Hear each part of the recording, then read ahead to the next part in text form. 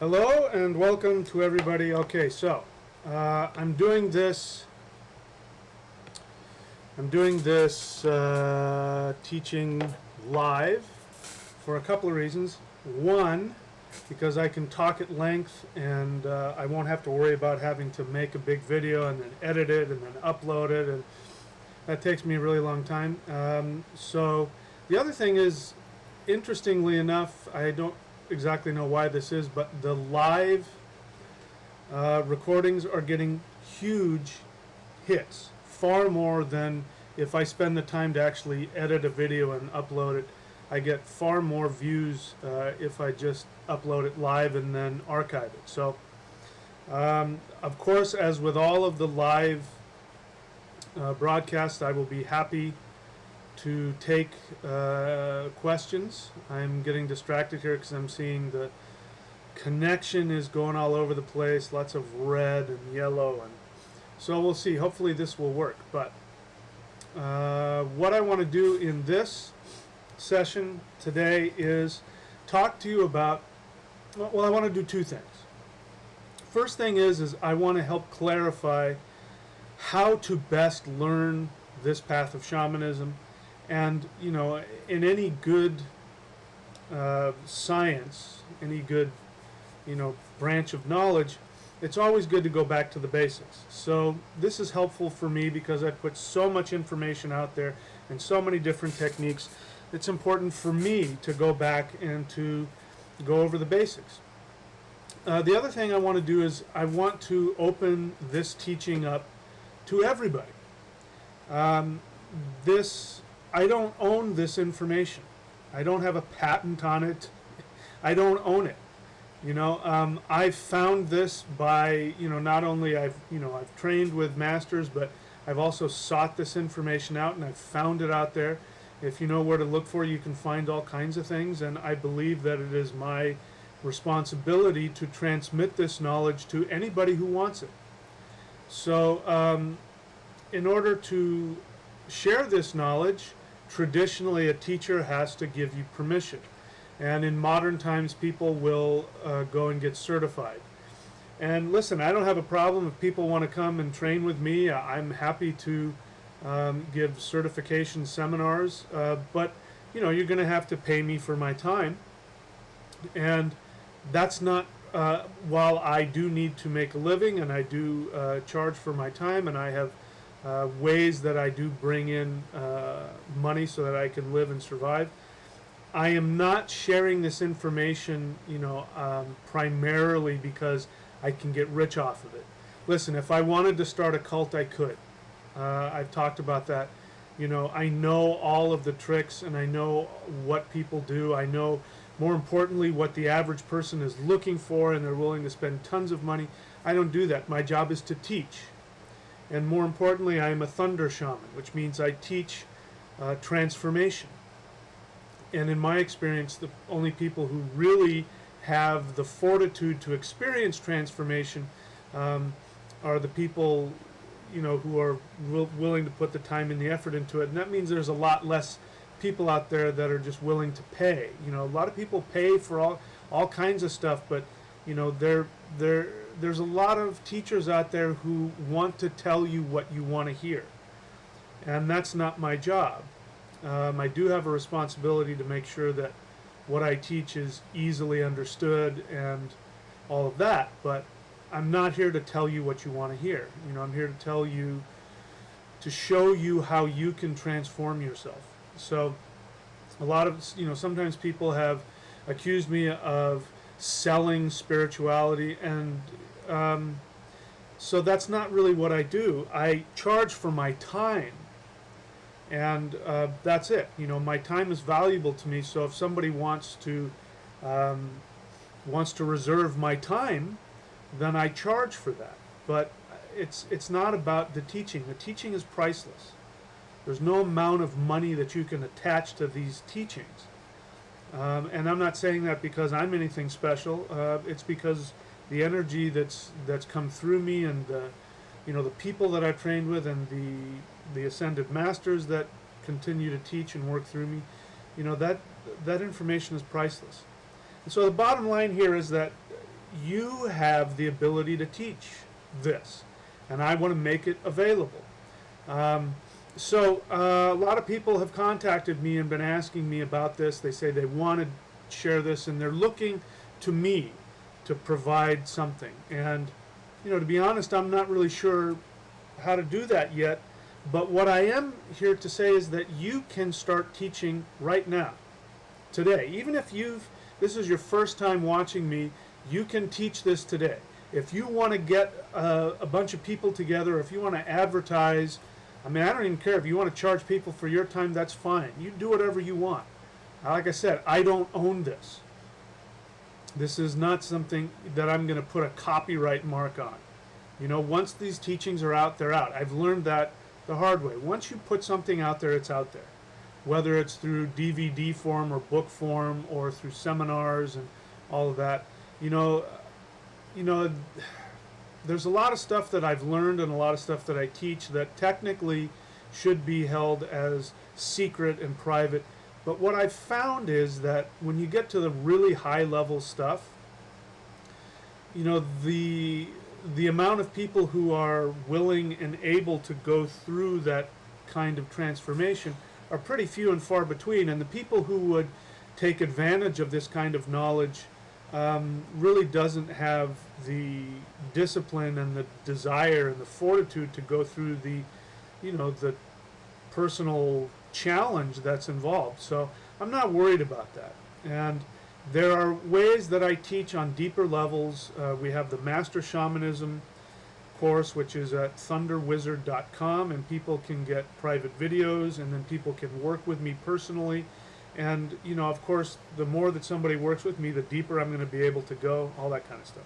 Anyway, that's enough babbling. What I'm going to do today is I'm just going to start with what you can teach. So in the links on the YouTube description, if you're looking on YouTube, at least on a computer, I don't know how it works on a phone or whatever, but there will be little notes there. And if you scroll down, you can see the links that will take you to the playlists that will teach you the energy practices. So we're going to get to energy work. So today what I want to talk about first and foremost is the foundation of understanding. You have to have an introductory understanding. As I've said in many of my videos, it's impossible to communicate with somebody truly effectively unless people share the same assumption, the same foundational understanding. In terms of shamanism, it's going to be difficult to talk to somebody about shamanism if they're operating, say, from a monotheist perspective. If they operate from the assumption that human beings are evil and are going to hell and burn in hell, you're going to start teaching them things that are going to bump up against that assumption, and it's going to be difficult for them. So the first thing we have to do is we have to lay the groundwork for the foundation, which is the mindset.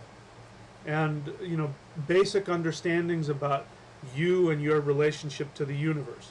So I'm going to talk about that, and feel free to take notes. Feel free to, go back and watch this. This is going to be archived, and so you can go back and watch it and take notes. But really, get what you can out of it. What's going to stick with you, you go and teach other people. So again, here's what I'm saying.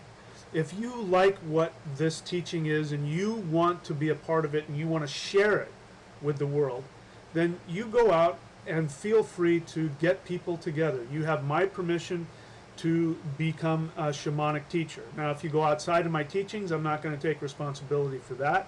That's not bad or good. I'm just, karmically, I won't take responsibility for that. But you have my permission starting from right now to go and teach people Thunder Shamanism as I've taught it. The truth of the matter is that there's so much information on my channel. Once again, I was today going on my channel because I was putting together new playlists for this very teaching, and I saw that some of the most powerful teachings I have almost no views. So again, if you really are interested in this, you're going to have to put a little bit of effort and go onto my channel and look through all of my videos and watch them, especially the more, the farther you go back in time. Some of the real gems are there, and they've got almost no views. You know, so this stuff is out there. The Master Shamanism class is for people who really want to go deep with that, because I go really deep in some of these things, and specifically with people who want to have an interaction with me and really learn on a deep level. That's what they call it, apprentice. It's not, you know, anything fancy. It just means that you're working with me and you get a greater connection to me, and you get a greater transmission of energy from me and from the ancestors and all that. But listen, I'm not limiting anything. If you want to teach this, you can start today. So we're going to start with the fundamentals. Give me just a moment here, because I want to check and see if there's anybody online. As I said, I will take questions. But let me just see what's happening here. I know it's in the middle of the day, but let's see. Wow, there's a few people. Okay, Saeed, Moon Augustin, Renee. Okay, great. All right, so let us start with the fundamentals. Oops, I've got my little setup here backwards. Let me get my little thing here so I feel comfortable with what I'm looking at. Technology. Okay, so we're going to start with the foundation. So, again, I am assuming that this is for people who want to teach a class in Thunder Shamanism. Here, let me get my costume all set up here. I've got all of my things here. So, first thing you need to do is put on the costume. No, in all seriousness, if you haven't had a Vedic astrological reading from me, every person has a costume that the universe wants you to wear. For me, the costume, according to my Vedic astrological chart, I am designed to be presented to the world as the spiritual warrior, the shamanic warrior. So that's another issue. If you want that, get the Vedic reading. I'll teach you about that. So there you go. I'm adjusting my costume. Here we go. All right, so first thing we have to talk about is, what is the nature of the universe? If you're going to start a class, this is what I would do. I would make that a heading. If you're going to pass out little sheets, the first thing you want to put is, use your own words, but something that says your relationship to the universe, the foundation of the universe. The universe is made up of energy. Everything, whether it's material or non-material, is made up of life force energy. That's all it is. We can get into, you know, the 5 elements and all that, but we'll do that later. We'll do that in another class. Right now, you just need to understand that everything around you, including your body, including this teacup here, including the computer, the trees that are outside, the birds, the flowers, the rocks, the oceans, the rivers, the animals, ideas, emotions, entities, deities, ghosts, spirits, anything that you can imagine, literally anything that has existence, even if it's in an abstract, it is composed of life force energy. So that's the first thing we need to understand. This is what we call the web of life. In my ancestral tradition, it was called the web of weird.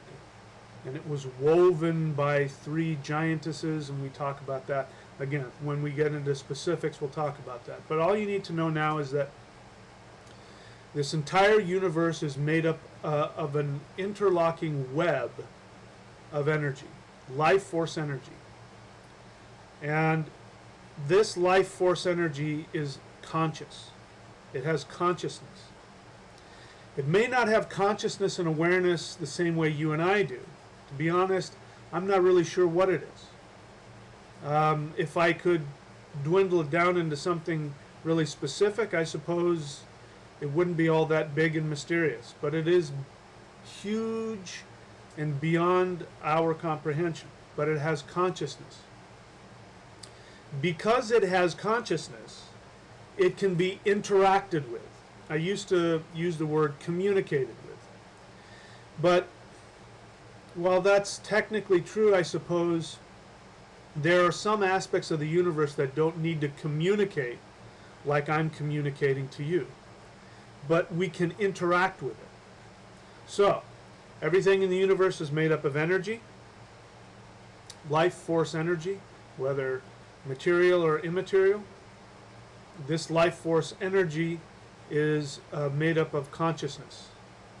And this life force energy can be interacted with. So that's the nature of the universe. Now, let me add one more thing which is really important. Because this, again, when we talk about assumptions, if this isn't part of somebody's assumption about the nature of the universe, they are going to have difficulty accepting a lot of the things that I teach. But if you can absorb this next concept and accept it, and more importantly, act on it as though it is true, you're going to find that you have a lot more success in your interactions. That assumption is that this web of life force energy that everything is consisted of wants only one thing: your complete fulfillment and happiness. It is completely geared towards giving you that. And that, we'll talk a little bit about that, because then we'll start talking about what consciousness means and how it reacts to you. But that's what we need to first understand. Everything in the universe is made up of life force energy. This life force energy is conscious. This life force energy can be interacted with, which means that you can interact with everything. Everything in existence you can connect with. And then fourth, this web of life force energy wants only one thing: it wants your complete fulfillment and happiness. And it will cooperate with you to give you that. Now we get to my thumb, number 5. I'm just giving you numbers as I go. If you want to take notes, go ahead and take notes. The next thing I want to tell you is that what the job of the shaman is. So first, now we've got an understanding of the basics of what the universe is and how it functions. And now here comes the shaman. The shaman acts as an intermediary between this force of life, force energy, and manifested society. So human beings have their own little universe that they've created, which we call the world, or we call society, or whatever you want to call it. And this bubble, so human beings create a bubble of their own awareness.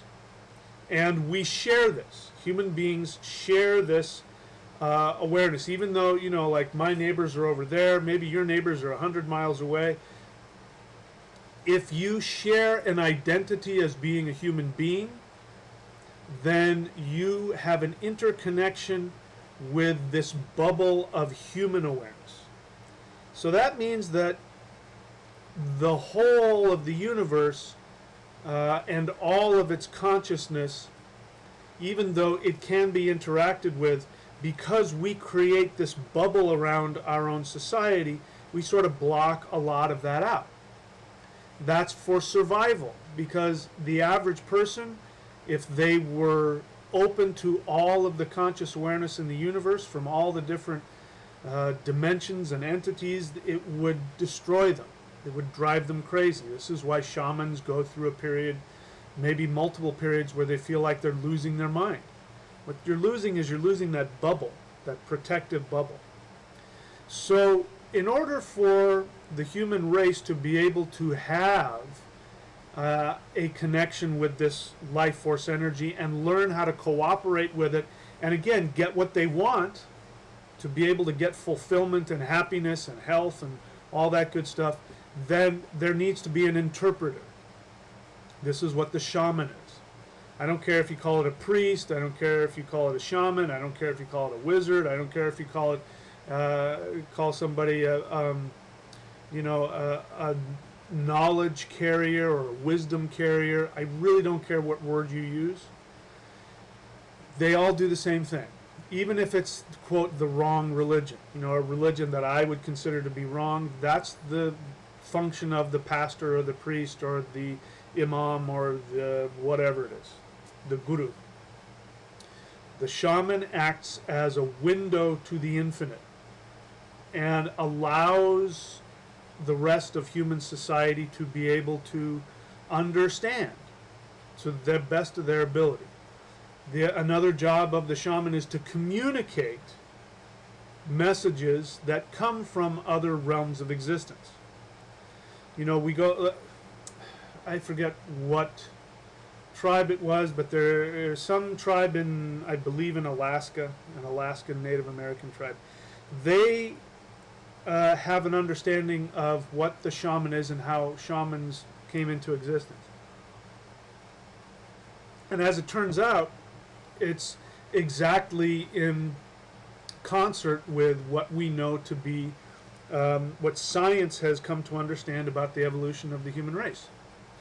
That as human beings were evolving into what we are today, at some point they went from being these beings, smart monkeys that walk around scavenging, because that's what they did. They would scavenge bones and they would eat whatever was left, and they would scavenge from plants and fruit and all that. But then they went from just scavenging and gathering, and then they went into hunting and gathering. And so, according to them, when human beings started killing animals, they then had to deal with the spirits of these animals that were then set free. And the job of the shaman was to create some equilibrium, some balance with that. One of the first major practical jobs of the shaman was to be able to intuit where the animals were. So that, the chief of the tribe would come and say, we need some food. Where's the game? And the shaman would go into trance and be able to either travel out of his body or communicate with animal spirits or whatever and find out where the game was. So that's the other aspect of shamanism that's very practical.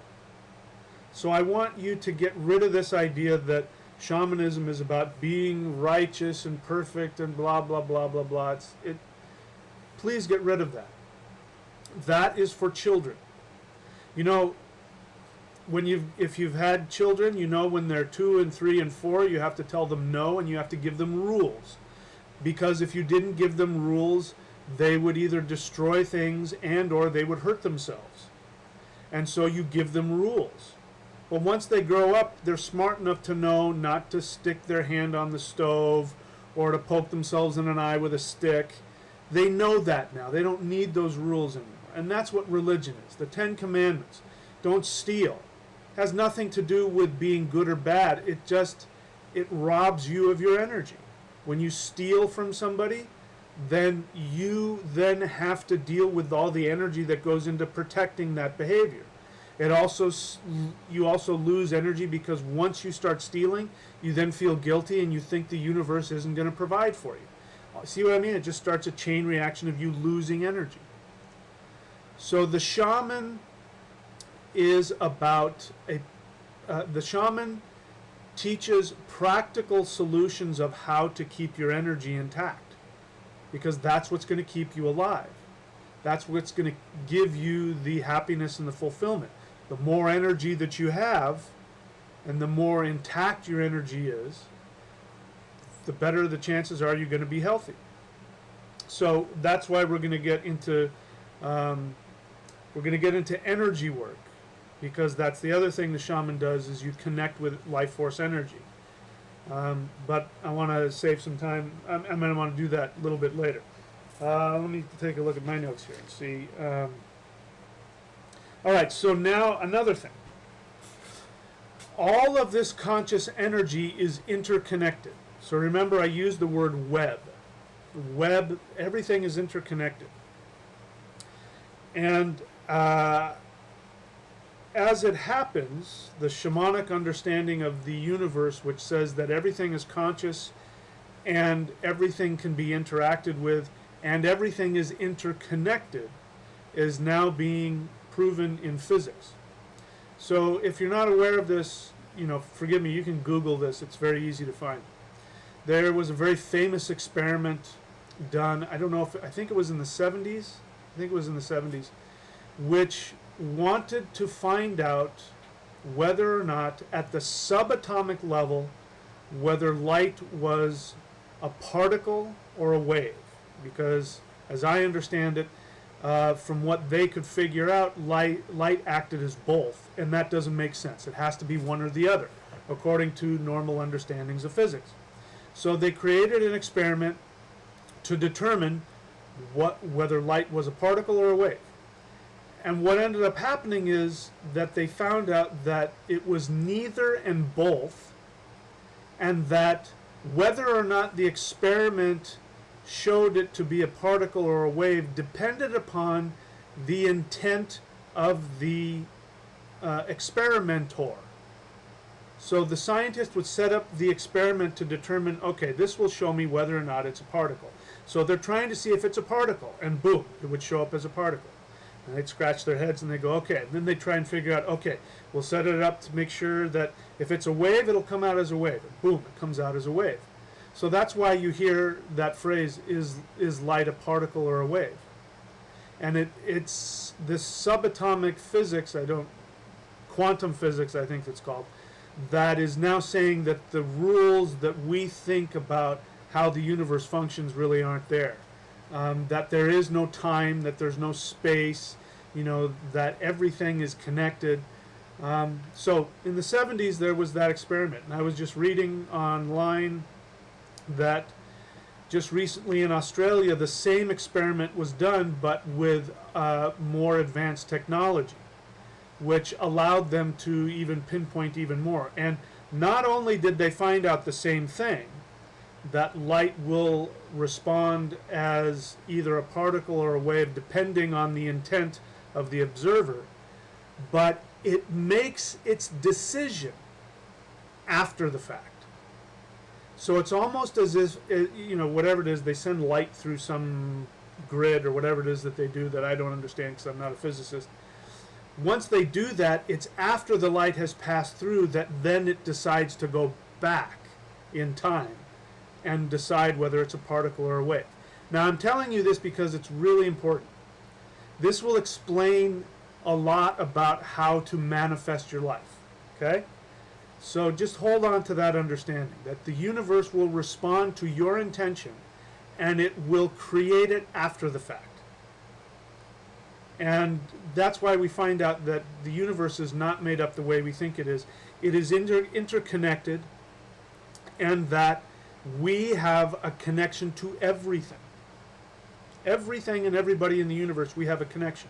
So that's why shamans can do what they do. Because for whatever reason, they have a greater capacity or a greater willingness or a greater flexibility to be able to tap into that web and literally travel along that web to whenever and wherever and whatever to ascertain and interact with life force energy to determine things.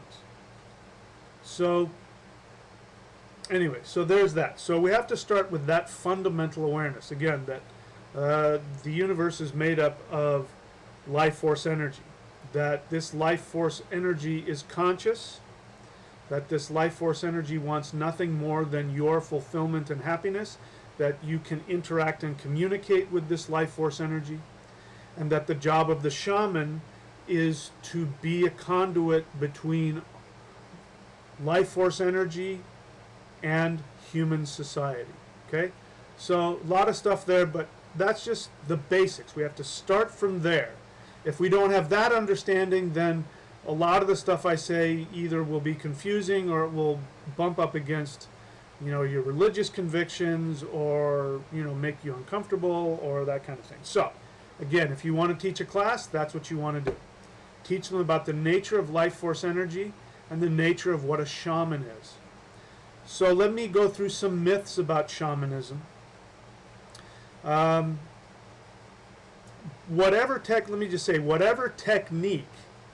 allows the shaman to be able to do that, tap into life force energy, to interact and communicate from life force energy to human beings, whatever technique they use, whatever works for you, if it works, don't fix it. But there isn't one specific way. And so some of the myths surrounding what shamanism is, let's talk about where the word comes from. If you've read my books, you already know. The word shaman is a Siberian word, which I don't know exactly what it means. I think it might mean a wise one. That's one theory. It means wise one. So that's exactly the same as in the English word wizard, wise-ard, wise one. It could mean somebody who sees. The word wit, where we get vision from, means to see. So somebody who is wise is somebody who sees. So again, this idea of a wizard is somebody who sees into the nature of reality. So the word shaman is a Siberian word that was specifically for the Tengrist religion. The Tengrist religion is Siberia and Mongolia, the natives of that area. They worship the Sky Father, whom they call Tengr. So, that we would call it Tiu. It probably comes from the same root word of tea. So a Tengrist is somebody who worships the Sky Father, and that's the language that they use. And the priest or priestess of the Tengrist religion is called a shaman. So truthfully, there is no such word as shamanism. That is something that was put upon it later. And the reason why we use the word shamanism is because Tengrists were animists. Animism means that you believe that the universe is made up of spirits or spirit, and that it can be communicated with. It's exactly what I said. The definition of shamanism is that the universe can be communicated with, and that everything in the universe has an animus, a spirit, and that the shaman communicates with it. So shaman just means priest. But the reason why I took on the meaning of animism, because that's really, when people say shamanism, what they mean to say is animism. But we don't use that in our everyday language. And the reason we don't is because back in the 1700s, the Christian missionaries from Europe traveled to Siberia and Mongolia and saw these animist practitioners running around banging on drums and doing what they did, which all of our ancestors have done, by the way. It's just that those Christian missionaries in the 1700s did not have access to their spiritual history, so to them it was something weird and primitive, and so they started calling anything that was animistic shamanism. So that's why shamanism has this connection to people who connect with the universe as being this force of life, force energy that can be communicated with. So that's all a shaman is. A shaman is somebody, in whatever method they use, is somebody who connects directly to life force energy and can channel that energy and communicate with it and can act as a translator between the human world and the spirit world. That's all a shaman is. But as time has gone on, shamanism has been associated with all kinds of different things, which aren't wrong. It's just that people get pigeonholed in what it is. Now, in the 80s, when I was first looking into this, shamanism was about playing drums, hitting your drum, going into trance, and traveling to the three worlds and finding your spirit animal and all that kind of stuff. And it had a strong connection to healing, that you could go into trance and talk to your spirit guide and then go in and attack the disease inside somebody. That's what shamanism was in the 80s. Nowadays, when you talk to a lot of people who are just getting into shamanism now, there are some people out there who believe that shamanism means using hallucinogens. And in fact, if you go online now and just type in shamanism, you'll see a bunch of hits that will come up about plant teachers or hallucinogens. And I remember running into a guy. I was this was a few years back, and I was briefly dating a girl. She was attracted to me because I said I was a shaman, but what she was is she was into using a lot of hallucinogens. Not judging that, that's what she did. Great. So when I said I was a shaman, that's what she thought. And I went with her to some function and met some of her friends and met some guy, and I said, hey, how are you? And he asked me what I do, and I said, I'm a shamanic teacher. And he said, oh, I'm a shamanic teacher. And I said, oh, really? Cool. What sect? You know, I didn't know if he had learned from Siberian shamanism or if he would, you know, how he used the word. And he looked at me funny like, well, he didn't know what I was saying. And so I said, where did you learn? And he didn't really have an answer for that either. And I said, so what do you do? He says, I'm a shamanic counselor. And I said, oh, really? So am I. So what do you do? And he says, I guide people through plant teachers. And I said, you mean you guide people through hallucinogenic experiences? He says, yes. He said, oh, okay. So for him, that's what shamanism was. The whole group of people that I connected, that's all it was. And so they were not interested in anything beyond that, and I really had nothing to communicate with them because that's not what I did. So that's just one example of how shamanism, the definition, keeps changing over time. And I don't have any problem with that. I've shared about that I think that power plants have their place when done in traditional settings with master shamans who know what they're doing. I'm not going to spend the time to get into that. So all I'm saying here for you is if you want to be a shaman, the only requirement that's necessary for you to be a shaman is to use whatever technique works for you to connect you directly to life force energy. And so there you go. That's how I'm using the word. I use the word shaman and shamanism because if I say animist or animism, a lot of people won't know what that means. So I use the word that the majority of people will understand. And it doesn't matter what culture people come from. When you start talking on a truly shamanic level, we're all talking about the same thing. We might have different language, we might have different symbolism, we might have different techniques, but we're all talking about the same thing. You know, that's the difference between shamanism and, you know, some religion which says that God makes you do this and God says that. Shamans are very practical, and our main focus is to be practical about how to interconnect with life force energy and how to create and to maximize life, whether that be through healing, whether that be through teaching, whether that be through prophecy, whether that be through divination. All of these things are about the same thing. Maximize people's energy. Whether if you're working as a healer, you are there to help maximize their energy. If you're working as a teacher, you're helping to teach them how to maximize their own energy. So that's really all I'm doing, okay? So you can be any religion you want, but after a while you start realizing that religion is pretty limited and won't get you where you want to go, because you can have a direct connection with life force energy. My belief is that you're going to do a lot better if you have a universalist viewpoint, which says that, like in the experiment done in physics, that we're all connected, we're all communicating. The idea of separating ourselves from other people is a waste of energy. You know, it's like you're just wasting that. You can be who you are. I'm of Scandinavian descent, descended directly from Vikings. And I have a strong ethnic and, you know, DNA connection to the gods of my ancestors. I'm very proud of that.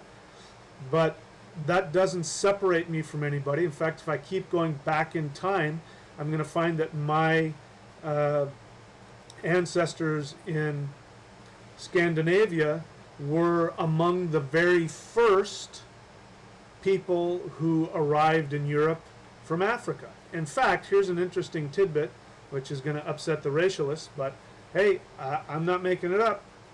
There was a DNA scientist, what do you call those guys? A geneticist in Europe, and he wanted to find the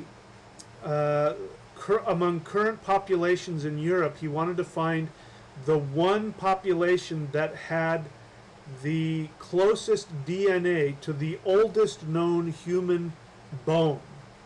And I think the oldest known human bone that they were able to get DNA from was, I believe, 35,000 years old.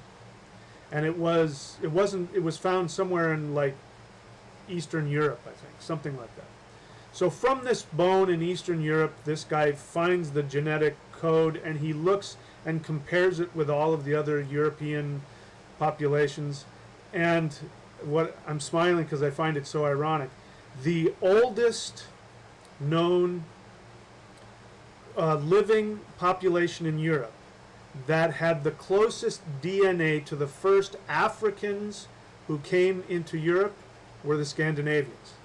Blonde hair, blue-eyed, the typical Nordic that the Nazis used to differentiate white people from, darker races. This is just, all this is just the covering, and over 40,000 years, my African ancestors, developed lighter skin so that they could create more vitamin D so that they wouldn't die. That's it. So we're all connected. But I'm happy to be a representative of my ancestral shamanic heritage. And I'm also really happy to find out how other people's heritage empowers mine. Because if I find universal truths in their practice that we share in common, then that means that we are sharing in a science. It's not about arbitrary boundaries. It's a science. And if it's a science, then again, we're talking about practical realities of energy. Okay? So, that's there's some basics right there. So, let me see if there are any pertinent questions on this first part, and then I'll get to the second part. So, all right, let me take a look here. All right, so, come here. All right, starting from the beginning, a lot of people saying hello. Hi, everybody. Hi, Saeed. Hi, Renee. Both Renees are on. Renee Michelle didn't stay for long. And I've got the little beach ball of death. Okay, now things are working here. That little beach ball that says you can't do anything. All right, so.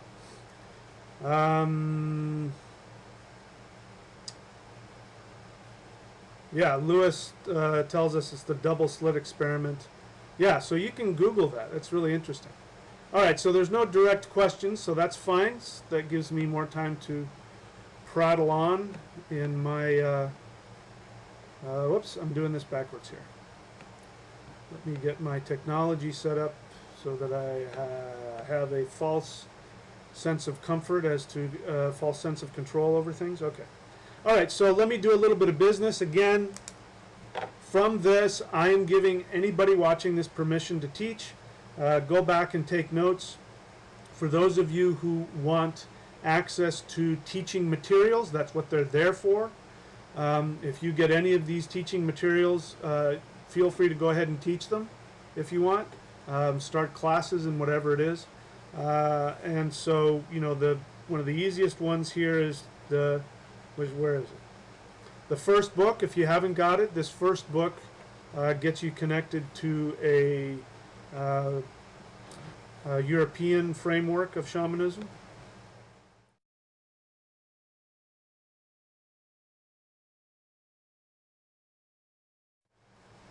You can start with that book if you have an interest in representing Northern European shamanic viewpoints. That was my first, it's actually my second book, but in essence it was my first book.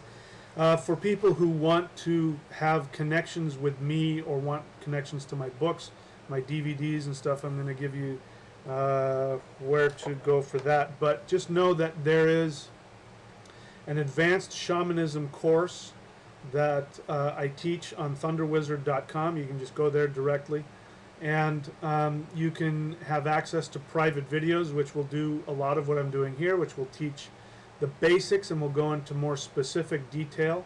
And what you do is after you've become, after you've subscribed at, I think, the second or third level, that's what gives you access to the videos. Then what you want to do is you want to get to that page and scroll all the way to the bottom, and then there's like a more videos or something like that, and you just keep clicking on the more until you can't go any further, start with that first video and just make your way up. That's how you learn. Okay, but let me do a little bit of business here while I formulate my brain into the next topic.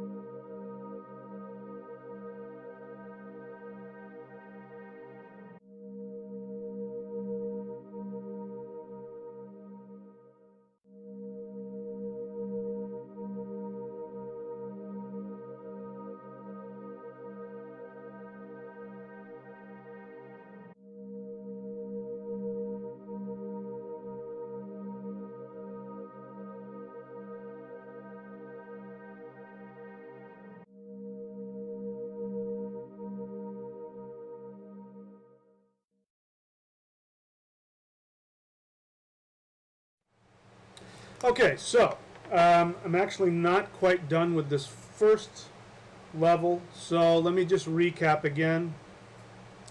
You have my permission, regardless of how deep you are into this. You can go and teach this to anybody that you want. If you teach, you have my permission to teach all the things that I teach and that is on my channel in whatever method that works for you. If you go outside of my teachings, I can't take responsibility for that, but I also can't stop you from doing what I did and creating your own version of stuff. In my experience, you're better off sticking with one tradition at least for a while until you've mastered that one tradition. Then you'll know how to incorporate other things into it. So there you go. You have my permission to go ahead and do that. And of course, all of my teaching materials out there are available for you to draw from. Once you have it in your hot little hands, you can turn around and teach it to anybody. You can teach people for free. You can also charge people for your time. Whatever you want to do. You know, you're free to do whatever you want. You can call it whatever you want. You want to call it Thunder Shamanism. You want to relate people back to me and my videos, fine. If you want to call it your own deal, you do whatever you want. I'm only interested in giving people the tools to be better human beings. That's it. And again, you know, I'm not selling spirituality.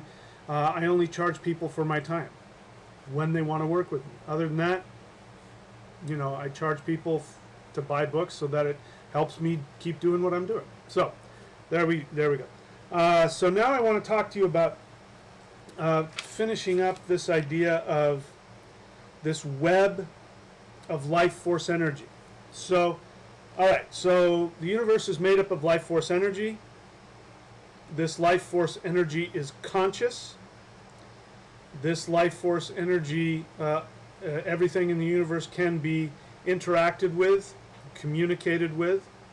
The one thing that this life force energy wants, if you want to call it God, the only thing that God wants is for you to experience your greatest fulfillment and happiness on every level. And it is designed to help you do that. Hold on to that thought, because we're going to get into, you know, you might be asking yourself, well, then why is life so horrible? Why are people starving to death? Why have I had so many difficulties? I'll answer that. And the fifth thing is I want to talk about the nature of the shaman. The shaman's job is to act as an intermediary, to act as a conduit for life force energy and all of the different entities out there and different dimensions, that the shaman acts as a conduit through which those aspects of the universe can be channeled into human society. Human society is its own closed little bubble, and so most humans don't have access to a lot of the energy out there. They do, but they create this bubble around them. And so the job of the shaman is to go inside that bubble and to transmit energy back and forth. Okay, so that's the job of the shaman, to be an intermediary between the human realm and the spirit realm. Now we need to talk again about this web. Remember I talked about the experiment where light responds as a result of the intent of the observer, and it then, after the fact, after it has done whatever it does, it goes back into time and decides what it's going to be. So I want you to think about that. So again, I don't know the specifics. I'm not a physicist. I can only tell you what I read. But here's this guy doing whatever it is that they do, and they're sending light through these two slits, or I think in the most recent one it was a grid. They sent it through a grid. Sending light through the grid, and they're checking to see, is it a particle? It's a particle. Well, they find out later that light actually decided after it went through whether it was a wave or a particle, because it was interacting with the observer. The observer was looking for something. Light decided to give that and to go back in time and sort of imprint into the fabric of the universe that that's what it was. That is exactly how life works. So let me give you an example. I was at my girlfriend's apartment, and she was having problems with the neighbors. Now, she's not technically one of my students, but she is always coming to me and wanting to know about, shamanism, and so I share all kinds of stuff with her and whatever. And so this has been something that she's been asking about. In fact, she was the one that noticed it first. She said to me, I don't know when this was, she said, "You're not normal." And I said, "What do you mean I'm not normal?" And she said, "You just say things and then they happen." And I wasn't quite sure what she meant. She said, "Remember 3 weeks ago you said, I want such and such? And it was something that you didn't have the ability to get for yourself, and you just said it off the cuff, and then here it is 3 weeks later, you have it."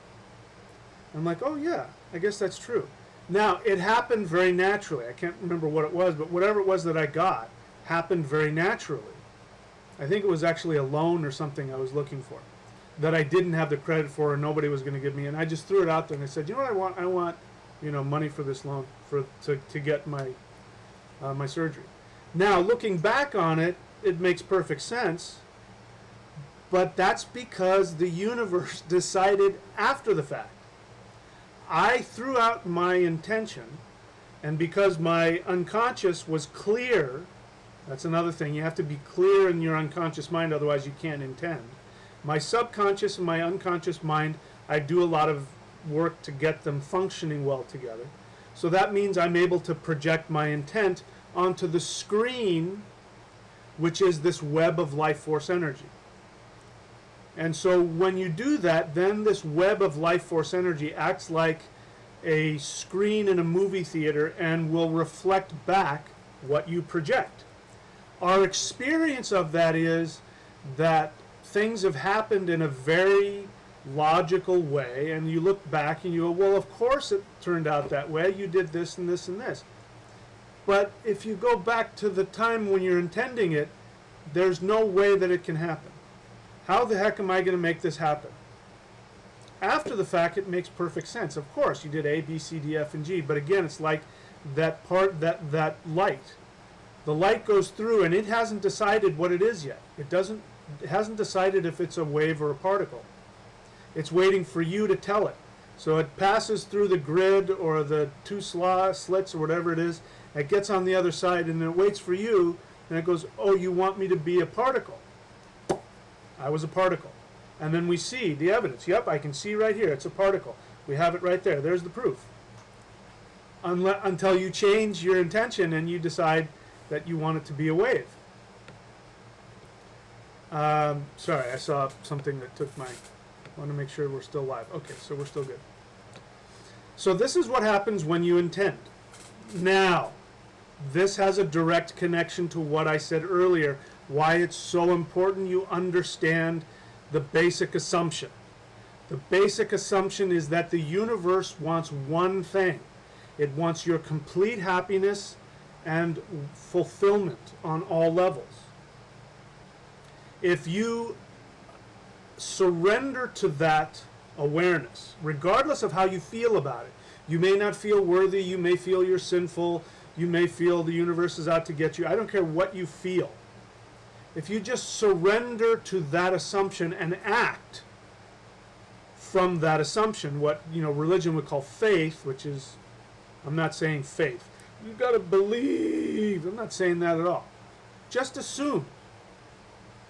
Just assume that the universe wants your deepest and happiest desires. If you operate from that, then you're going to be able to intend onto the screen what you want for your own fulfillment, and the universe will do exactly what light did. It will wait to hear from you, and then it will manifest it retroactively, which will make it look, very normal. This, oh, of course, well, he did this and this, and he got that. That's how it works. Now, as I've said before, the universe doesn't know that you don't know you're all-powerful. It assumes, this is why I said, you can communicate with all forms of energy, but it's a different kind of communication. Life force energy is geared in such a way to respond to you as though you are the creator of the universe. It's set up that way. So if you have other ideas in your unconscious mind, like if you think you're a sinner, or if you think that you're going to go to hell, or if you think that you have to work your ass off and you can't be happy, or that relationships are miserable, or whatever it is, if you have that in the back, in your unconscious, meaning you're not aware of it, it's deep in your unconscious mind, that's going to filter through your subconscious when you intend. This is one of the reasons why people have difficulty intending their reality. They know they want more money, or they know they want this, or they know they want whatever it is, and they go, but everything works against me, and I have to...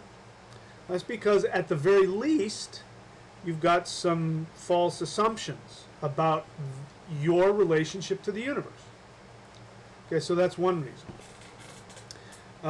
Another reason that people aren't able to manifest their deepest desires is because they don't know what their true desires are. And that's what this book is all about here, the Shamanic Secret Commandment to a Perfect Life. It's going to be blurry, you won't be able to read it, but that's the title of it, the Shamanic Secret Commandment to a Perfect Life. And then the subtitle is The Missing Ingredient to the Secret. So this book, again, is probably the most important book that I have when it comes to understanding this concept of how the universe works. So here's that book.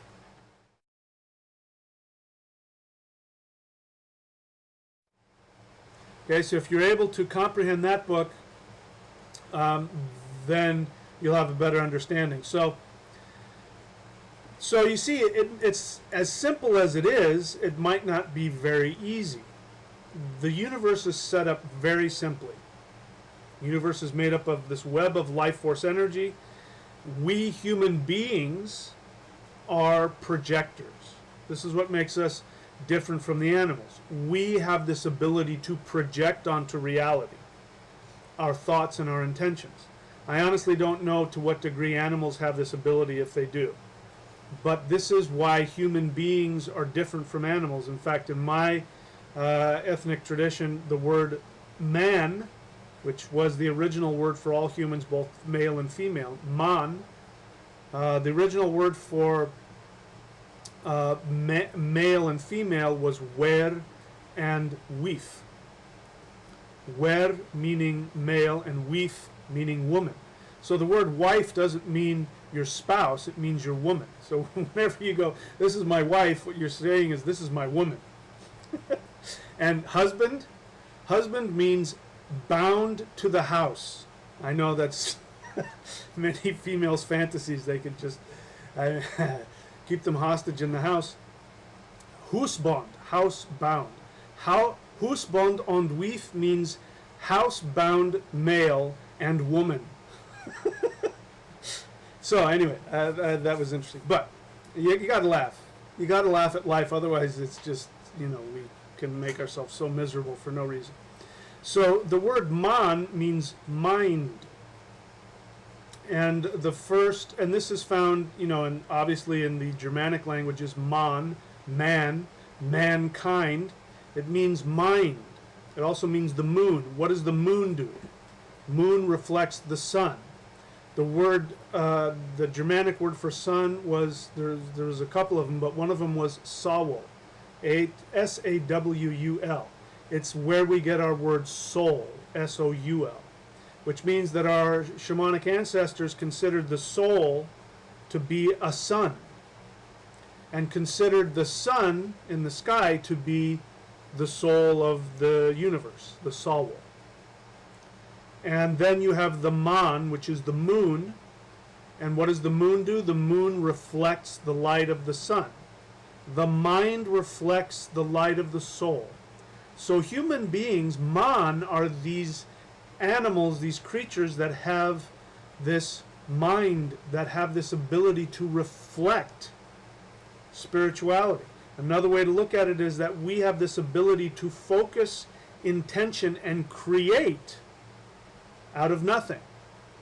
Now, the life force energy is the matrix. People, the word matrix, actually one of the meanings of matrix is like a petri dish. If you want to create bacteria, you have to have a matrix, which is a certain, something that, can act as a food source. And then you can put the bacteria in there, and then the matrix will feed it, and then it will create more of the bacteria. Well, it just means it's someplace that will nourish whatever the seed is that you plant in it, and then will create from that.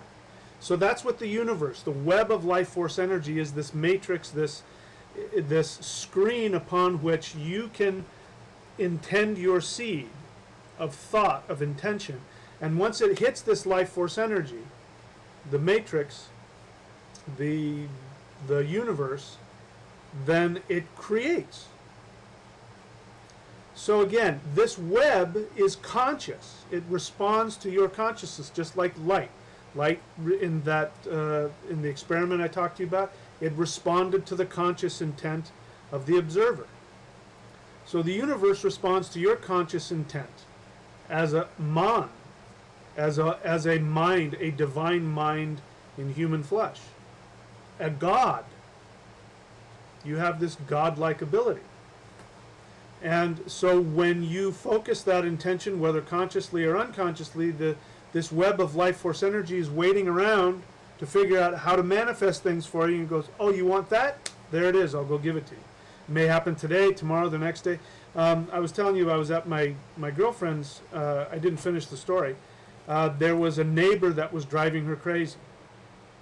And I said, and she said, what do I do? From a shamanic perspective, what do I do? And I said, you make the decision that they're going to leave. First I said, do you want to live here? She said, yes. I said, are you prepared to live here for the next? She said, yeah, 2 years. I want to live here for the next 2 years. I said, okay. So then you make the decision. You just make the decision that you are going to live in a quiet apartment complex, and that noisy person is going to be gone. And she wanted to talk about, well, what should I say? I don't want her to be there. I said, no, it has nothing to do with what you don't want. It's about what you do want. That's very important, by the way. You can't manifest a negative. You manifest a positive. So what is it that you want? I want it to be quiet. Then that's what you make the decision, that your home is going to be quiet. And you are going to make the decision that that person is going to be gone. And then she said, well, is it karmically wrong for me to want that? And I said, no, because your main priority in your life is your own happiness and your fulfillment. There's a person who's acting very dysfunctionally. That's not your problem. You're not responsible for their dysfunction. They have, the universe will teach them. You decide what you want, and if you want them gone, the universe will get rid of them. So that wouldn't work if you were coming from a selfish place, like, I want that person gone so that I can, steal their TV. See what I mean? That's not what this is. This is coming from, she wanted to live her life, and she wanted to be happy, and she wanted to follow and have her own desires fulfilled, her true desires. And here was a dysfunctional component in her universe which actually represented her own conflict with her own peace. And so I just gave her permission to embrace what it is she truly wanted. Now, I gave her that not knowing what was going to happen, and the next day, the person was gone. The next day! In fact, I think it was even that night that she overheard the person saying, I'm leaving, I'm going to move out. That's how fast it happens. Now, we could go next door as a fly on the wall, and we could look at what they were going through, and we could say, well, it had nothing to do with you. It's that because she had this, that, or the other thing. But then again, that's the universe. After the fact, When you make that clear intention, it hits the matrix. The universe then decides to manifest it retroactively. It goes back into time and creates the setup so that it will happen right as you have made the decision. See what I mean? Now, not everything happens immediately. I'm not trying to say that. But I'm just trying to give you an understanding of how the universe works. This is how it works. This is why when she pointed out to me that I had done something that seemed impossible, at the time to me it made perfect sense, because I was looking back in time, seeing that A, B, C, D, F, and G happened to give me what I wanted. But that's not how it works. I had made that decision, and then the universe went back into time and set things up so that a few weeks later it would just naturally occur.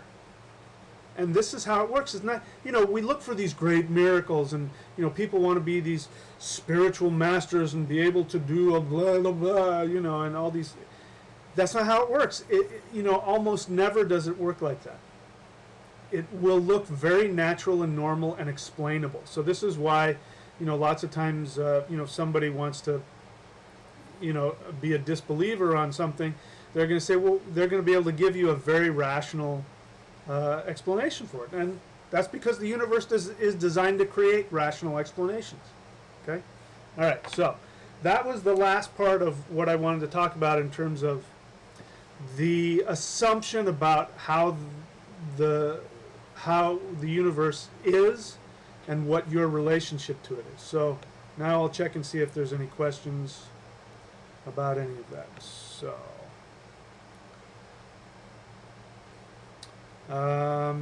just people saying hello, lots of people online. Can you recommend books to start? Go to michaelwilliamdenny.com. I have all of my books there. I would need to know what specifically you want to know. But in terms of shamanism, you could start with the Thunder Wizard Path, or the book that I suggested, which is The Shamanic Secret Commandment to a Perfect Life. That gets me into my next topic, which is, okay, so here's the assumption, right? You have to have a clear assumption on what is going on, then you'll be able to teach. That's the first thing you should teach somebody. You need to teach them to have the proper understanding, the proper assumption of the nature of the universe from a shamanic perspective. All of the other techniques that come after that are important. So the next thing that I want you to do is, if you see this, you can scroll down and there will be links to two, what do they call those things? 2 video playlists from my my channel. And what is it? Let me see. I've got it right here in front of me. The first one is called Heaven, Earth Qigong Meditation, and that is a series of videos to teach you different levels of basically the same practice, which is called the Huul breath, H-U-U-L breath. So learn the Huul breath, because that will connect you. That will open up your meridians. That will open up the central channel in your body, which will connect you to heaven and to earth. It will connect you to life force energy. It will connect you to what we would call the mother goddess. In my ancestral tradition, her name was Huul. She was the goddess of earth.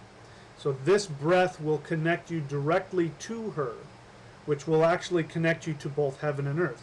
And then there are other, different levels where you can then take, do some movement to connect you even more deeply on that. So that's the first thing that I would do. The second thing I would do is the Thor's Hammer Energy Practice playlist. I've got a link at the bottom of this video. You'll see that there. But if you don't, just go onto my YouTube channel and look for Thor's Hammer Energy Practice playlist. Okay? So again, people, if you're new to my channel, if you really want to get the most out of it, look at my videos. I know YouTube is set up to just keep you like this. I mean, if you've got all these videos trying to get your attention, you watch one video and there's a ton of other videos on the side, takes you to something or somebody else. And so we're not teaching people how to be, how to put effort into things. This is my biggest thing. It's like, if we just put effort and paid attention, life would be so much better. So put some effort and pay attention to what's on my channel.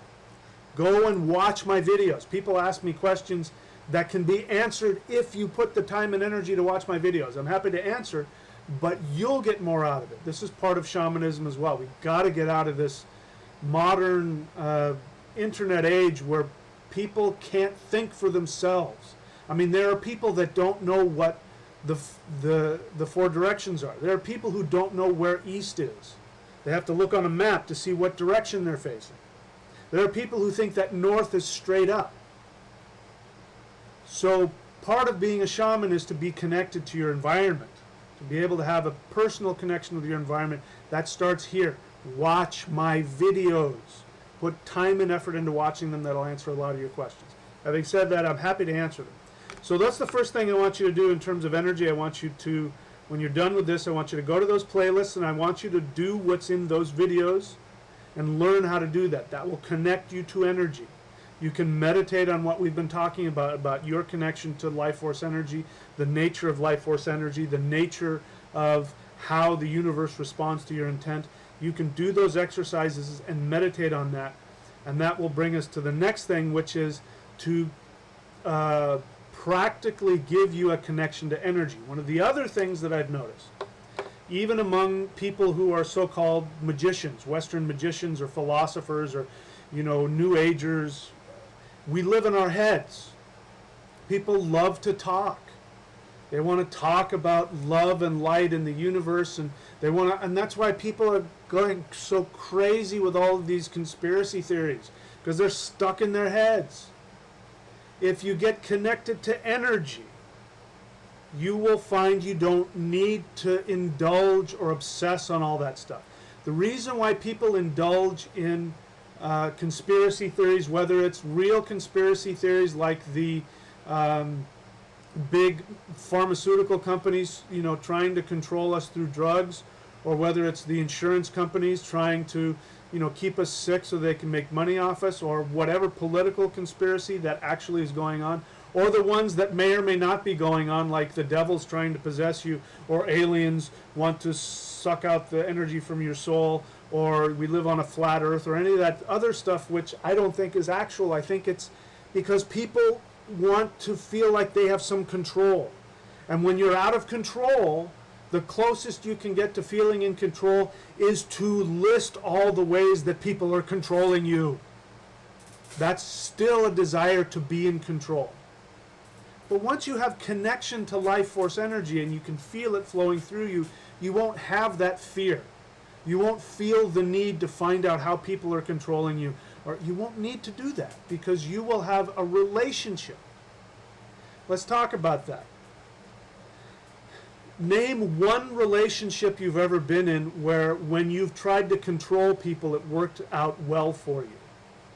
Name one relationship where somebody was trying to control you and it worked out well. How many times have you liked feeling controlled? Never, right?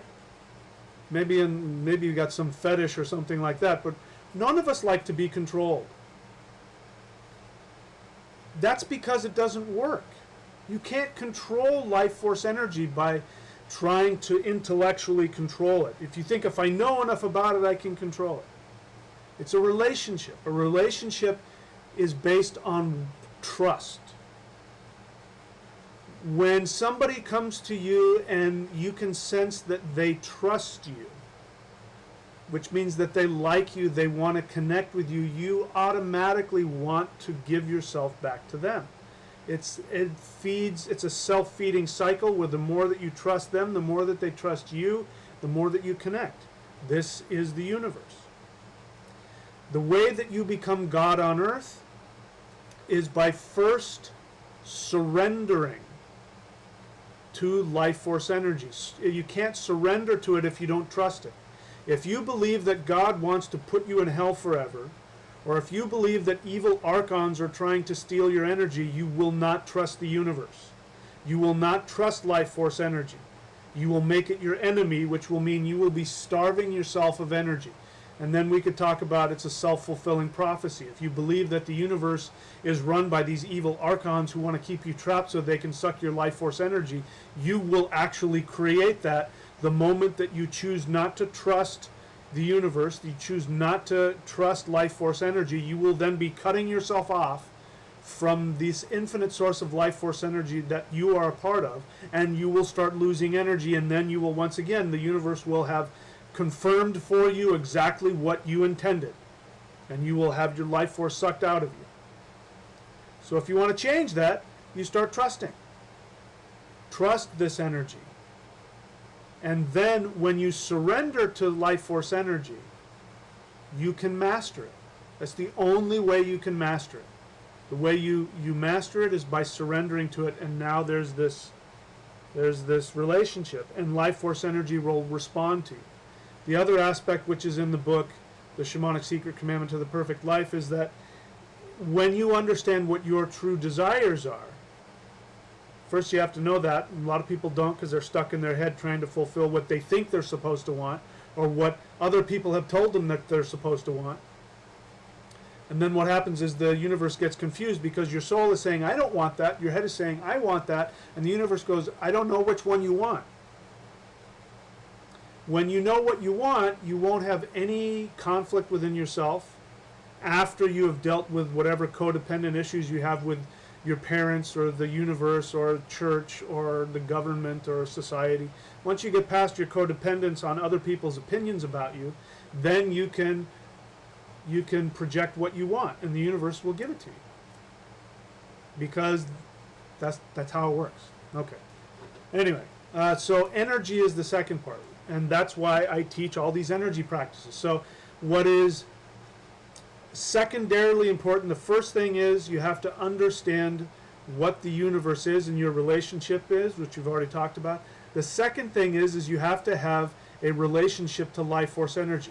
The easiest way to do that is to do these energy practices that I teach.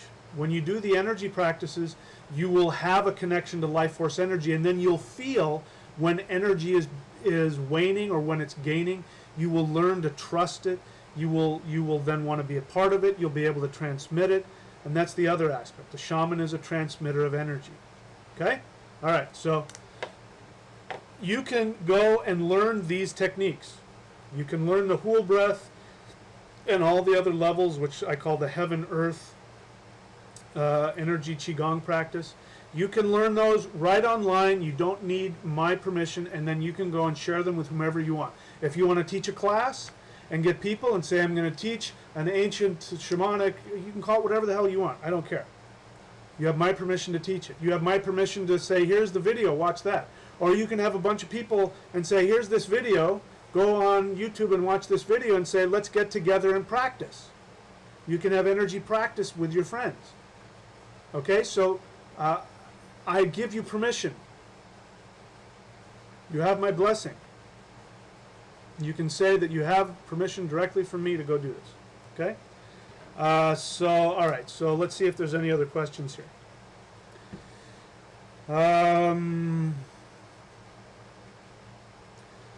Is this how luck works? Yes, that is what luck is. It's nothing more than that. You know, people who are lucky are people who are connected to their deepest desires, and the universe has a relationship with them. That's it. That's the only thing that makes them lucky. People who are unlucky are people who are in conflict with their, and again, that's a deeper subject. I'm not trying to minimize that. That's why people spend years in therapy. That's why people spend years in 12-step groups. That's why people spend years working with their teachers. That's why, you should work with me if you want to master this. Because you need to have somebody who can reflect back at you where your conflicts are and to help you unravel that. You can't do it on your own. Most probably not. You're going to need help. You can do it in a group. You can have a group of people get together and practice groups, and you guys can talk about it, and you guys can help each other out. Whoever has more experience than the other, can share with the other people. Okay? So it's important that we do this as a community in whatever way that manifests. Hi, Michael. You well?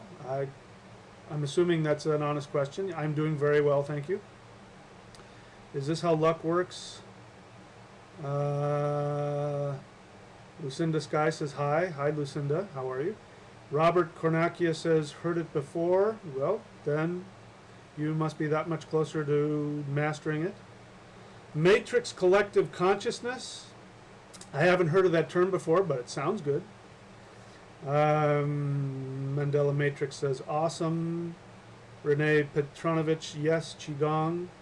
Robert Kornakia, sorry, late question, relates to the previous part. When I ask the universe for help and don't seem to get it, where am I going wrong? First thing is, what do you mean by help? The universe is there, it's a butler.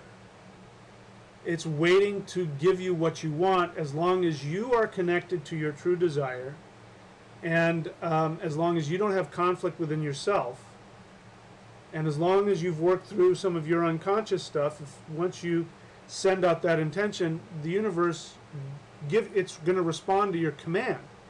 So it's kind of like going to your butler and saying, help me. Your butler's like, what do you want me to do? What do you need? So you don't need to ask for help. That comes from that old Christian idea, that monotheist idea that God is above you and telling you what to do and you must obey, and if God is pleased with you, he shall grant your requests. That's not how it works. It works when you realize that you're God, and that the universe is, and the gods themselves are waiting to respond to your command. But you, in order to command, you have to have authority. The authority is in your soul, the sun within you. Like the sun is the authority in our solar system. On this planet, without the sun, nothing happens. The king.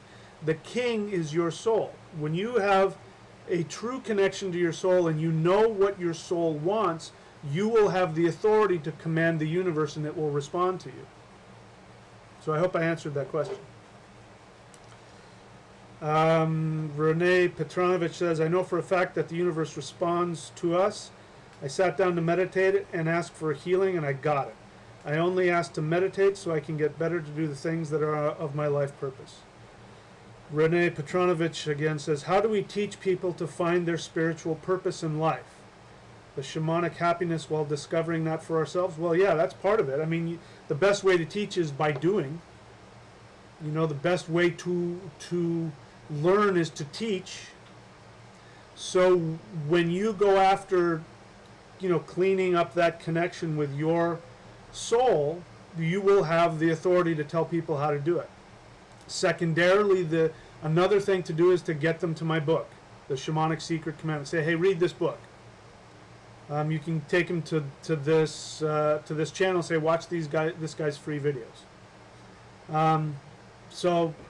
But yeah, the best way to teach is by example. If you go after what you truly want, you will. I've talked about this before. When you fulfill your deepest desires, and when you overcome your codependent desire to please other people or get other people's approval, when you bump into, because you will, when you go after your true desires, at some point you're going to bump into somebody else's agenda about you, and you're going to have to make a choice. Do I want their approval or do I want to follow my soul? And we cause all forms of disease, all forms of dysfunction, all forms of chaos, all forms of misery come from that. The moment that we divert from our true desire in an attempt to get somebody's approval, whether that be God, your parents, your spouse, society, religion. And most people go, no, I don't do that. Trust me, you do. We all do. Once you do that, then you're out of alignment. And that starts this chain reaction of a loss of energy and self-directed negativity, which causes all of those things. So the best way to teach people is just to focus on, in a selfish way, to say, I want, what's best for me. What is best for you is going to be best for everybody else. That's why when my girlfriend asks, is it a bad karmic thing for me to want them to move out? I said, no, because you need to be, in order to heal, in order to enjoy your life, you need to be in a place that makes you happy. You have that right, and the universe is designed to give you that. So another potential of that would have been, let's say she said that and then the next day she got evicted. That would have been the universe's way of saying, listen, this isn't the right place for you. Let's get you to where you belong. So again, that's how the universe will give you what you ask for. Okay, so hi Free Willy, what did you miss? Well, this will be archived, which means it's being recorded, and when I'm done with this, YouTube will process it. You'll be able to go back and watch it from the beginning, which I recommend. Alicia Cole, asking for help, taking on a victim role. Yes. Yeah. You think about it. I mean, I spent so many years in church. God, please help me. Oh, God, please give me this. Oh, God, please. Can I please have, if it's your will, God? I mean, I don't know how many times that worked. But when I'm connected to me and I am without conflict about what I want, the universe always comes. I always get it. Now, you always find out what you truly want. Again, I've said this as an example. People want to say, well, how come you're not a billionaire? Because I don't want to be a billionaire. I mean, it sounds nice. Oh, I'd love if I had $1 billion. But the truth is that money means nothing in terms of happiness. I have this tiny little house, and it's so quiet here. And I live in this backyard of the landlord's house. They never bother me. I never see them. I'm looking out my window. I see roses. I see trees. Even though I'm in the middle of the city, and it's beautiful, and I have everything that I want. I'm very happy here. And so when you focus on what it is you truly want, you get it. In fact, this house was built for me. They didn't know that. But when I rented it, they had just built this house, and they didn't know who. It's set up perfectly. I had imagined how I wanted to be able to lie on my bed and look straight up at the TV and not have to set up something and do this. It's already set up that way. I walked in, it was exactly set up the way I needed it. That's why the difference between, you know, the secret that says if you want to be a billionaire, focus on having $1 billion.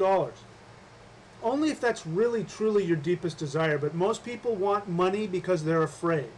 And they think that money will protect them from the unknown. It won't. It won't keep you healthy. It won't give you happiness. It won't protect you. So the universe gives me everything that I need. Everything that I need to get what I want.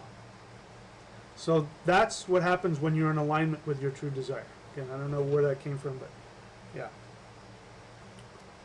Why do you want help for that? I don't know what you're asking. I understand what you mean. Thanks, Michael. Roberto said. Alicia Cole. That's been a hard one for me to let go of. Don't ask for help. Command. It makes all the difference in the world. Yeah, and it's, you know, the word command sounds kind of strong, but it doesn't even have to go that far. When you're comfortably connected in alignment with your soul, you won't have to command. You can just go, you know what? I'd like to have, and I do this. When I'm not sure what it is I want, I sit down and I go, what is it that I really want? And I really listen to myself, and then I'll say out loud, you know what I want? I want, and I'll spell it out. And that's all I have to do. And then I get it. Okay. Oak Tree, teachers empower and enlighten their students. This is what you have done for me. In a very short time, you've clarified such a lot. Thank you so much. Oak Tree 69, thank you. I appreciate that. It's a nice thing to say. I am human, and I do respond well to compliments, and when people say good things to me, it helps me. It encourages me to keep doing this. So thank you for that. Thank you for sharing that with me. Okay, so energy work. So let me share with you. Again, why do I keep doing this? Okay. Let me share with you some tools that are available for you to use.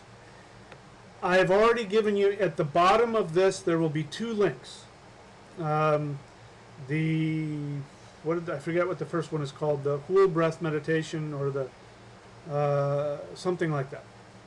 A playlist, which is what I recommend you do first. Second one is the Thor's hammer energy practice. That is, I recommend, you know, if you want to, listen, if you spent your whole life just mastering the exercises in those 2 playlists, you wouldn't need anything ever again. Again, I give it all away for free. There's a lot more other advanced stuff that people can do that I can teach, but that means it's going to take time, which you have to pay me for. But you don't need that if you don't want it. You have my permission to take those things and teach it to people, and I mean this.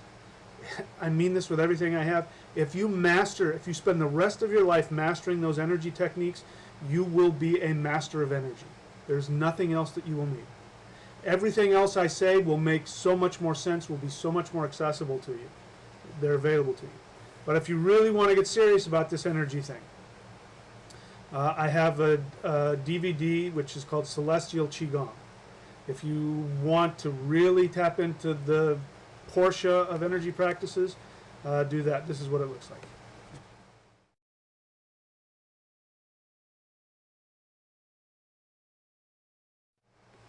That practice was based upon some very high-level secret energy techniques that I learned from Taoist masters, specifically the Shang-Qing sect, which was the sect that created all the rest of Taoism. And they were considered to be sorcerers and wizards and all that kind of stuff. But I've had people who've practiced this who were already masters in Qigong, Tai Chi, internal martial arts, who got that DVD and they emailed me or called me or whatever and said, I've never experienced anything like this. I've had people say, I did it and some entity surrounded with blue flames appeared in the, listen, I'm not saying that's what's going to happen. I'm just telling you what people have told me. It's some very powerful stuff. My experience is that I haven't found a Qigong practice that's more powerful than that. But what it will do, what I've learned about that practice is that it will connect you directly to the Ascended Masters. So if you want to work directly with the Ascended Masters or the angels and connect you to that kind of power, that's what Celestial Qigong, that's what it'll do. It'll also cleanse negativity. So if you did that in a haunted house and you were able to perfect it, you would clean the house of negative entities. So that's what Celestial Qigong is about. Let's see. I'm going to do a little more business here, and then let me think about what else I want to talk about. So if you want to support the channel, the best way to do that is to go and become a subscriber. Subscribe on the thunderwizard.com YouTube site. The thunderwizard.com site. That's the best way to support this channel. Having said that, as long as I can, I'm going to keep doing this, giving out free information. Anyway, here's some ads for myself, and let me think about what I want to say.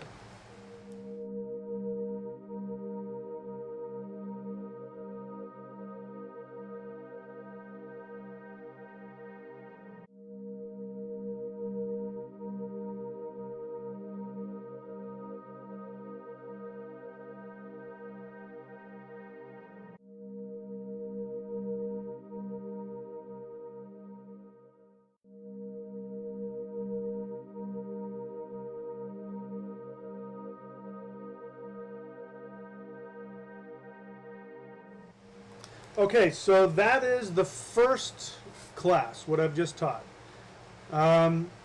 Here's what, I haven't codified it in a real simple way.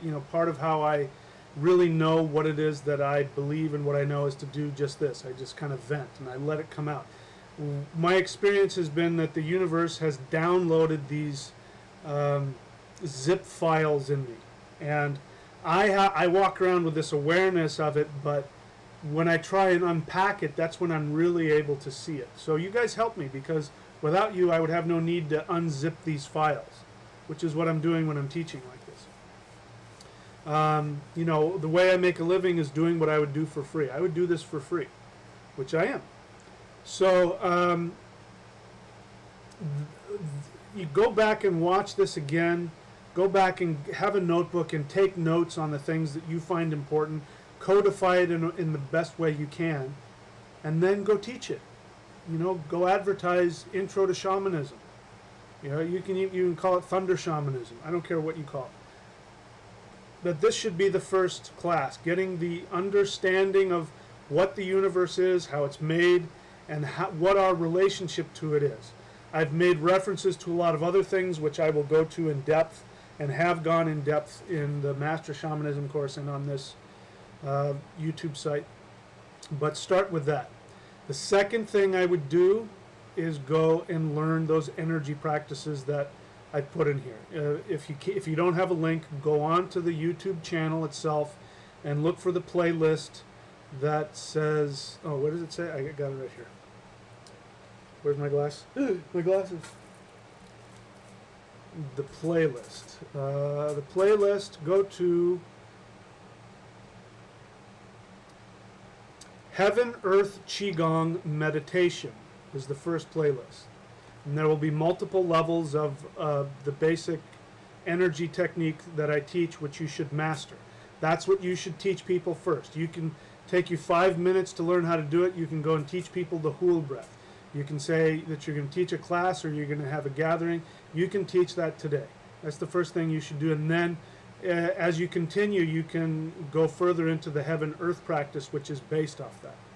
And then you can go to the next playlist, which is Thor's Hammer Energy Practice, and that's multiple steps. You can go and learn that and go teach it. Okay, so you have my permission to do that. The next thing that we're going to do, so that should be, maybe that's your first 10 classes, I don't know.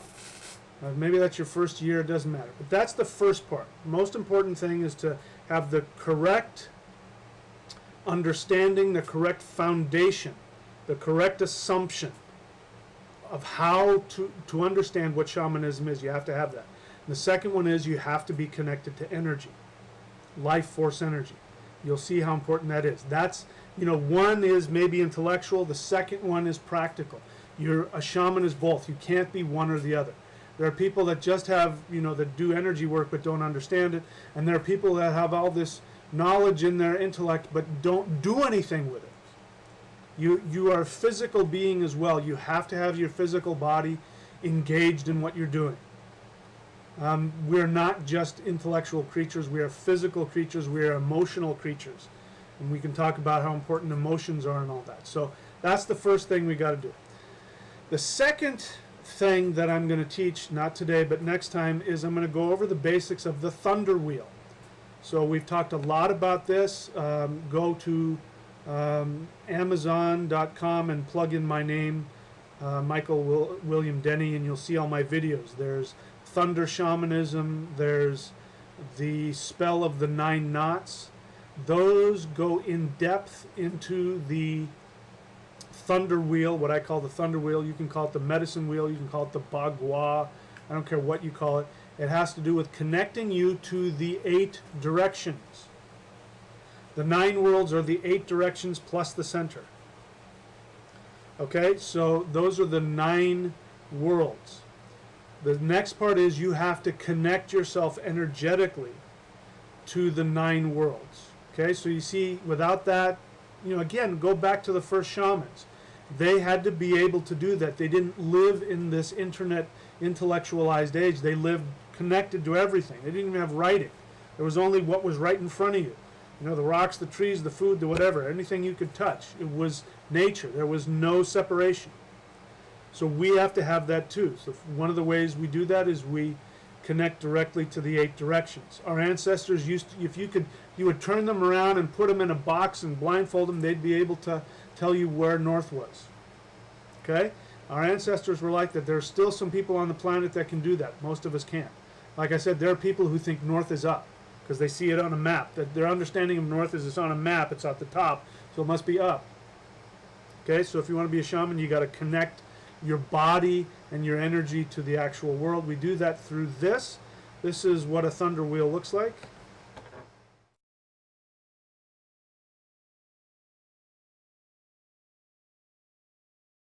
So that's the next thing we're going to do. I'm going to talk to you in a way, hopefully, where you can know how to break it down so you can teach it to other people. Just to give you an example of how important this foundational understanding is, as you get deep into advanced rune shamanism, working with the runes, we still use that same thunder wheel with the runes, and it's an amazing thing.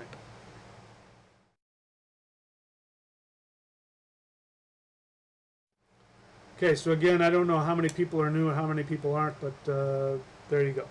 All right, so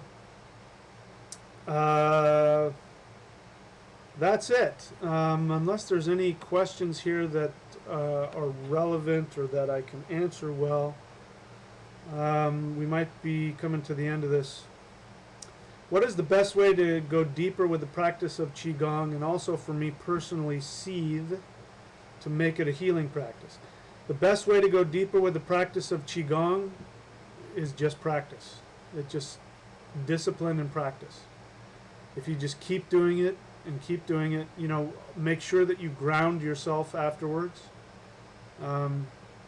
But yeah, you know, let me share with you an experience that I had in spirit fighting, which is the really advanced energy practice stuff. You know, I started with the basics. I started with, you know, learning to do the footwork, and then I learned how to do each of the sets for the 5 elements, and then I did each of the sets for the 3 energy centers, the 3 dantians. And what was happening is that every time you went to a more advanced level, you learned more about the level beneath it. So really the advanced levels are teaching you the basics. What you can't see when you're just learning the basics. There's so much in there. So you do the more advanced levels so that you can go back to the basics. So the bottom line is do the basics. If you want to get deep into Qigong, practice. That's it. There's no substitute for that. Seethe will come out of the Huul breath. The Huul breath will connect you to how to become. So if you're watching this and you want to become a Seethe shaman, Seethe means to channel the gods, to channel, to prophesy, to go deep into trance, to leave your body to go to other worlds. Do the Huul breath, just the basic Huul breath. And just, you know, if you want to do it deeper, do it more often. Like, you know, when it comes to this kind of discipline, it's better to do something, you know, for a few minutes a day regularly than try to do it for 3 hours and then never do it again. So when you can get to the place where you're doing it like the masters do, you're doing like, you know, hours a day, every day, you're going to be...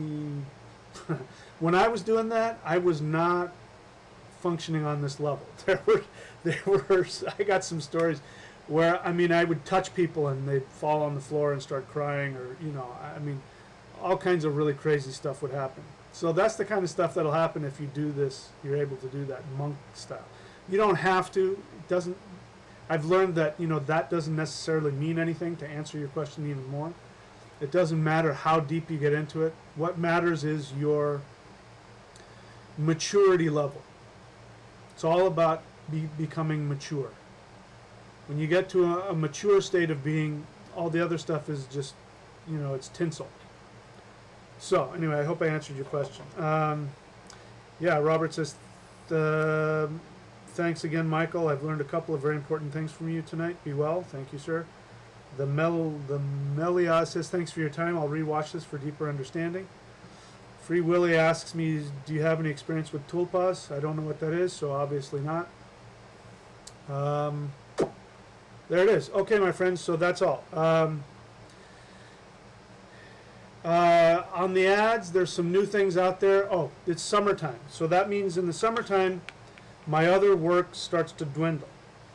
So that means I have more time. And so I need more income to, you know, to survive better. So I've dropped my prices on some things. I got a special going on right now. The transformation package is the Vedic astrological reading, plus a 9-world rune reading, plus a shamanic North Star reading.